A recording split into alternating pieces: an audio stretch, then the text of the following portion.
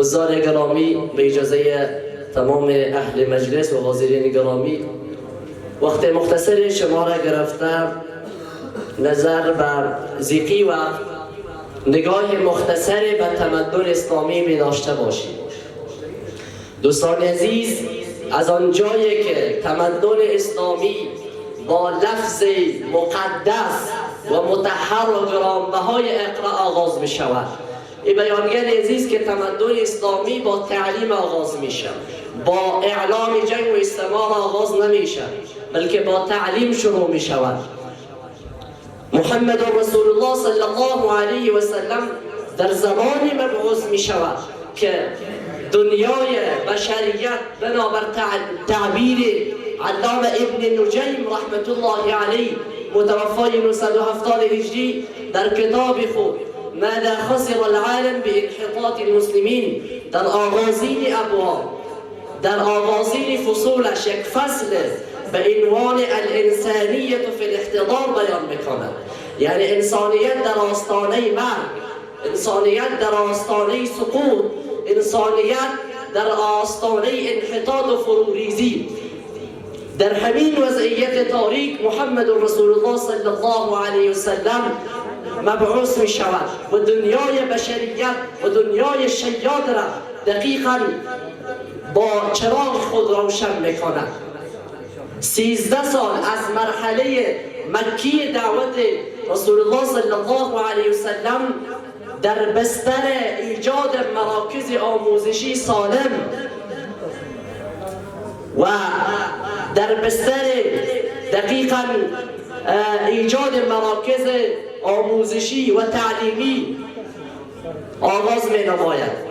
این دقیقاً الگویی است برای مدارس امروزی و چراغراهی است برای نسل جوان در مسیر ایمان و آگاهی و مسئولیت پذیری. و همچنان مرحله مدنی پیامبر صلی الله علیه و سلم با تثبیت جامعه ایمانی و نهادینه سازی آموزش در محور مسجد قبا و مسجد نبوی ادامه می‌یابد و شاگردان پیامبر صلی الله علیه و سلم با الهامگیری ارزشمندی که از مکتب قرآن و سنت میگیرند مسیر پیامبر صلی الله علیه و سلم را ادامه میدهند.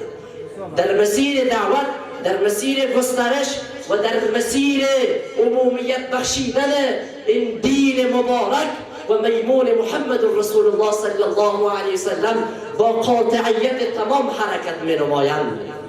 پس از رحلت رسول خدا صلی الله علیه و سلم وقتی که نخستین آزمون سیاسی و دینی میرسد، آنگاه که گروهی میخواستند دین را مطابق مقتضای نفسشان تنظیم بکنند، آنگاه که گروهی میخواستند دین را تکه تکه بکنند، آنگاه که گروهی میخواستند از دین مبارک اسلام زکات را محو بکنند. پس در آن وضعیت دقیقاً سرنوشت ساز امامنا ابوبکر الصدیق رضی الله تعالی عنه با قاطعیت تمام، با صلابت ایمان و با صلاحیت برخاسته از خلافت و رهبری امت اسلامی سخن میگوید. آنجا که میفرماید، اعلام میکند والله لو منعوني عقالا كانوا يؤدونه الى رسول الله صلی الله علیه و سلم لقاتلتهم.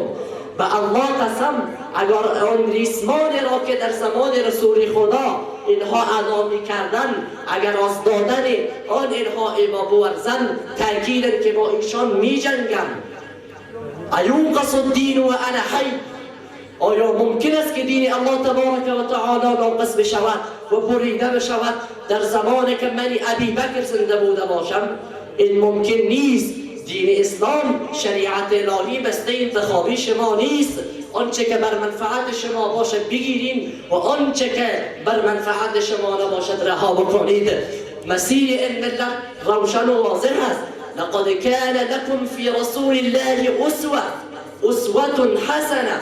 دقیقاً که برای شما در زندگی رسول خدا، در افعال و کردار رسول خدا، در تمام ابعاد زندگی رسول خدا برای شما الگوی نیک است. قوانین پوشانی، قوانین تحمیلی، و دقیقاً بی اصل و بی ریشه دنیای غرب را کنار بگذارید.